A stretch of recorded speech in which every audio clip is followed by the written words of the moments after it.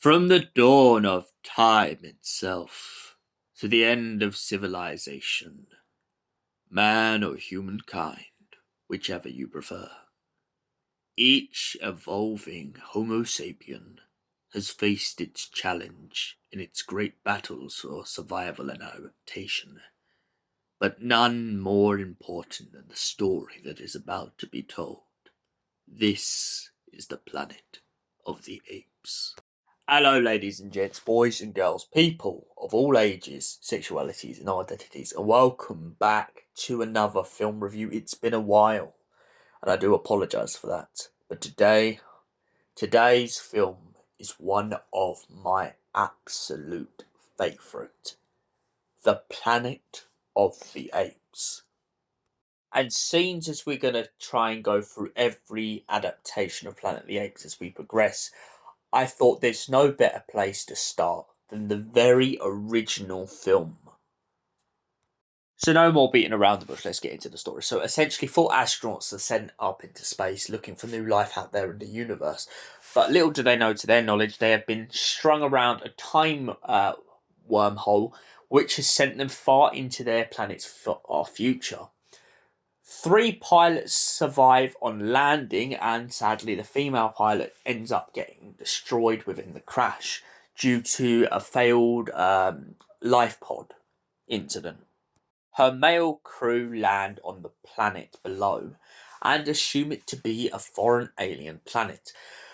But to their knowledge, little do they realise that the history that has for generations made them believe that they are invincible has finally come back to haunt them. The 3 pilots go in search of land and people, and what they discover absolutely horrifies them. It turns out that they've landed on a planet ruled by apes, and a bunch of human beings have been nothing more than savages. As the pilots attempt to get their clothes back off of the savages, they find themselves caught in a kerfuffle when the apes and gorillas attack. 2 of the crewmates are experimented on, and 1 is shot in the throat, leaving Taylor to be the only survivor of the crew. Taylor then befriends 2 apes, one named as Zira and one named as Cornelius. Amongst that, he also comes across a girl named Nova. Nova is one of the savages and unfortunately has lost the ability to speak. When Taylor begins to do some investigating into the ape's life and everything among it, he begins to come up with a theory that maybe life on this planet has evolved differently to his own, or maybe on their plane of history he has slipped through to an alternate reality in which the apes have taken over. He begins to question a Dr. Zaius. If man was meant to survive, then why didn't he? Ape did not evolve from man. This is absolute nonsense, and you know it. Taylor keeps trying to argue his case, but the Doctor knows the truth, and he knows that by Taylor being able to speak, it only causes rebellion amongst the apes. It also causes a danger to his chimpanzee cousins and everyone in the gorilla corps who has been trying to have a military state over the rest of the apes. Cornelius then mentions halfway through the story that there was once a great ape known as Caesar, and Caesar was the one who rose up against the humans and brought apes to live in the society they do today. However, the apes in the society that they live in today are being oppressed by the gorillas and the chimpanzees on the basis of the law. Taylor points out to them that he no longer wants to stay, as he's worried that Dr. Zaius will cut him up and rip out all the things that allow him to talk, even experiment on his brain. Zira and Cornelius manage to come up with an escape plan for Taylor and try and take him into the barren lands that none of the apes will go into.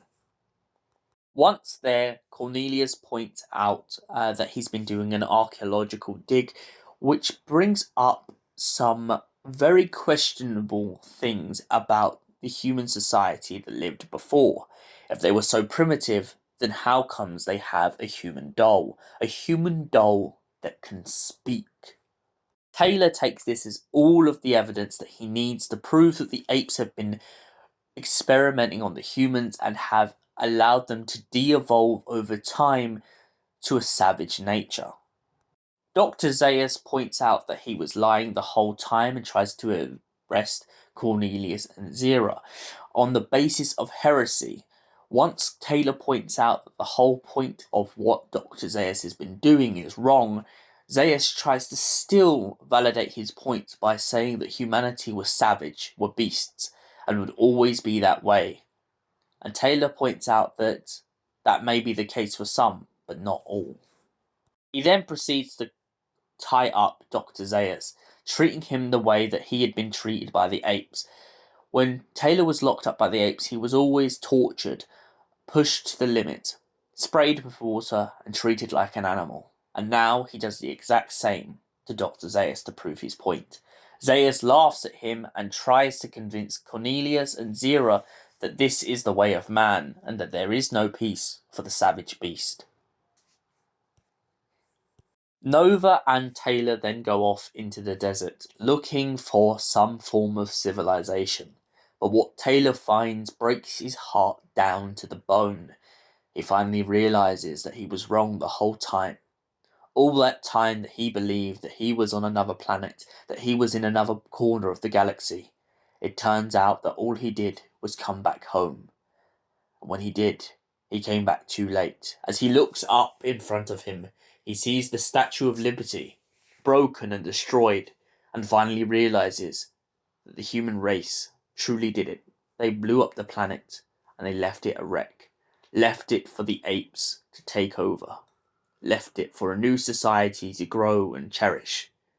And maybe, just maybe, Taylor begins to think it wasn't worth it at all. The whole thing. All the wars, all the destruction. There was no chance for the human race. So what did I think of this film overall? Well, I absolutely love it, as I pointed out at the beginning of this video. I've watched it numerous times, and every single time, I can't help it, I just get chills at the end of that scene. That scene with Taylor just proves the point about all the chaos, all the politics, everything that happens in society is so mad to the point that if the government blew it up or something took over, it just proves that it becomes so pointless to the point that if an astronaut did go off to space and this happened, it would break them. Because why wouldn't it? The world that you've grown up and known and enjoyed, all the beauty of it destroyed in a single second because of one person's stupidity. And for that reason, I give the Planet of the Apes, the original one, the very first Planet of the Apes film, a solid 10 out of 10. No notes, brilliant bit of writing, brilliant bit of storytelling, and most importantly, I can't help but also love the masks and the makeup department for what they achieved at the time, with a couple of lights and brilliant prosthetics to the apes themselves. Thank you for watching, and we will see you in the next film review. Until then, goodbye, and have an incredible morning.